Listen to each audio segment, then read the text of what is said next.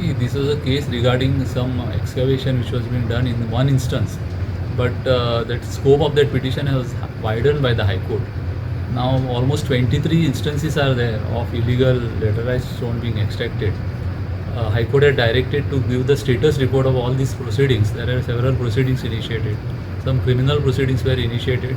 There were directions by the DMG to recover some money from all these parties, against which there were revisions which were filed before the Secretary Mines. Now today the High Court has issued 2-3 directions.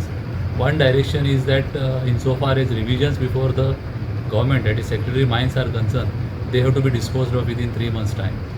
As far as proceedings before the criminal courts are concerned, where there were acquittals, there were in 4 cases there were acquittals, they are ordered to be placed before the learned single judge to find out whether these orders, where bigger fine is imposed of 4,000 rupees, could be considered by the court as suo motu and any order could be passed. So the matters as far as cases where there are acquittals are concerned, or where a meager fine is imposed, those cases are ordered to be placed before the single judge to find out whether suo motu powers can be exercised.